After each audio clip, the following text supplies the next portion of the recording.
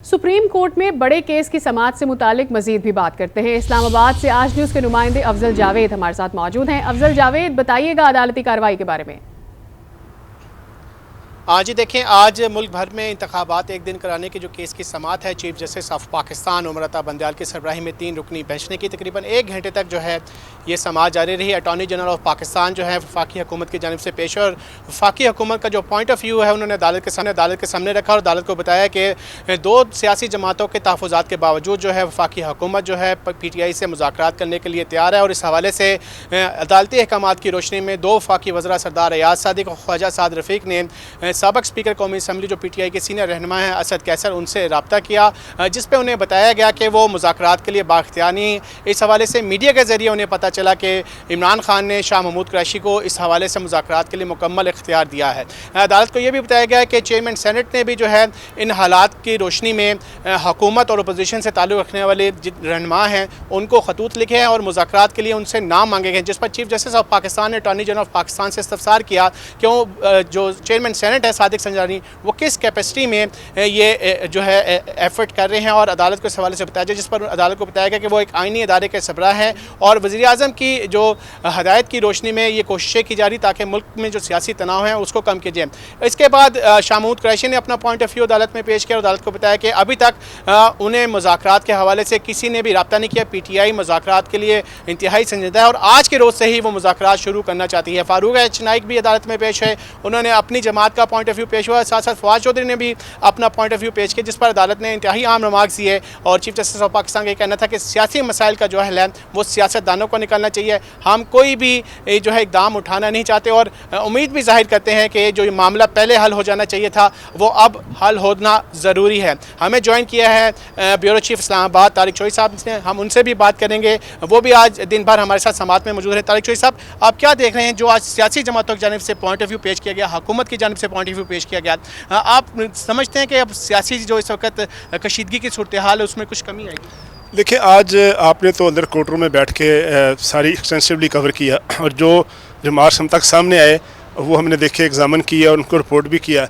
लेकिन जो पहले का माहौल था समाअत शुरू होने से पहले वो बिल्कुल मुख्तलिफ था। एक बड़ी हाइप थी आज और कहा जा रहा था ख़ास तौर पे PTI की जानिब से और कुछ तजिया निगारों की जानिब से कि आज को बड़ा प्यूनिटिव एक्शन जो है वो होगा। थोड़ी देर पहले जब समाअत शुरू नहीं हुई तो फैसल जावेद साहब आए और उन्होंने कहा कि आज अगर तौहीन अदालत ना लगे तो फिर ये हो जाएगा, फिर वो हो जाएगा, और बड़ा गर्मा गर्म माहौल था पूरे मुल्क में। लेकिन जब समाअत शुरू हुई और 1 घंटा समाअत चली तो हमने देखा कि आज तवक्कुआत और जो परसेप्शन था उससे बिल्कुल मुख्तलिफ माहौल था। एक तो हमने देखा कि आज बड़े अरसे बाद चीफ जस्टिस साहब जो थे वो हेड कर रहे हैं ज़ाहिर इस बेंच को।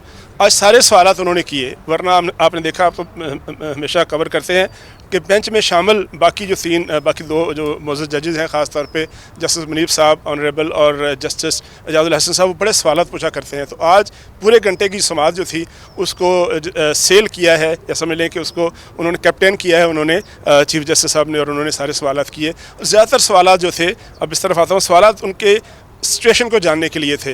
वो जानना ये चाह रहे थे कि जब 19 अप्रैल को जब अटॉर्नी जनरल ऑफ पाकिस्तान ने ईद से चंद रोज़ पहले उनसे कहा था कि हमें मुज़ाकरात के लिए टाइम चाहिए और हमें इनिशिएटिव शुरू है, मुझे चंद दिन दे दें, 27 अप्रैल का दिन दिया गया था, तो उसके दौरान अब तक क्या इनिशिएटिव हुआ है, क्या कार्रवाइयाँ की हैं।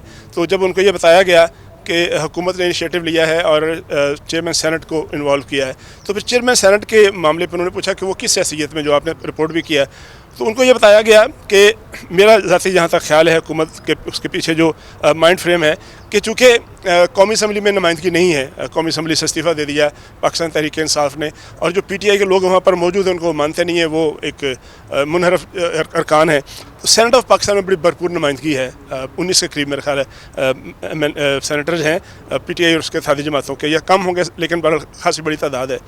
तो उसके पीछे मोटिवेशन ये थी कि उन लोगों को इन्वॉल्व किया जाए, और जो अपर हाउस है और चेयरमैन सेनेट भी ज़ाहिर उतनी बड़ी आइनी पोजीशन पे बैठते हैं जितनी आइनी पोजीशन चीफ जस्टिस साहब की है या स्पीकर साहब की है या सदर पाकिस्तान की है।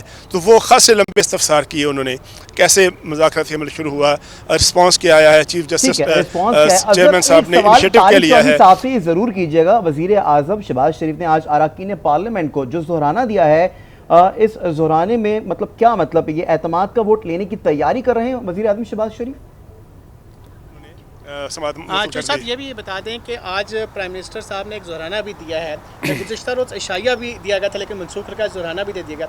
क्या समझते हैं कि वज़ीर आज़म साहब जो है वो अपना कोई एतमाद का वोट लेते हुए दिखाई दे रहे हैं? इन सूरत हाल में कोई अपने मुकम्मल क्या ट्रस्ट नहीं है उन्हें अपने मेंबर ऑफ पार्लियामेंट के ऊपर? देखिए अभी जो हम तक इतला पहुंची है थोड़ी देर पहले वो जो ज़ोहराना ख़त्म हुआ है, एक तो अभी फौरी तौर पे वो उनकी मुलाकात है MKM के डेलीगेशन से कराची के सेंसस के हवाले से, तो वो तो हर एक अलग सरगर्मी है। अभी हमारी इतला ये है, कुछ दोस्त कह रहे हैं 176 अरकान थे, कुछ लोग 175 का कह रहे हैं, यानी 176 या 175 वहाँ उनके ज़ोहराने में शिरकत की है। इतला ये है कि अगर कोई ज़रूरत पड़ी नीड बेस पे तो वो इतमाद का वोट भी ले सकते हैं, चूँकि कल जब इजलास हुआ था तो उसमें 172 लोग थे उनके, और वो उनमें से 8 लोग ऐसे थे जो कल मौजूद थे इस्लामाबाद में, नहीं आ सके, या कुछ लोग जो इस्लामाबाद से बाहर थे जो कि ईद की छुट्टियाँ खत्म हुई हैं। तारिक चौधरी साहब सवाल का जवाब दे रहे हैं, हमारे नुमाइंदे जावेद अफजल भी हमारे साथ मौजूद हैं जिनसे तफसीलात हम हासिल कर रहे हैं। आज सुप्रीम कोर्ट का बड़ा केस, बड़े केस की बड़ी समाअत जिस हवाले से अपने व्यूअर्स को आगे हैं।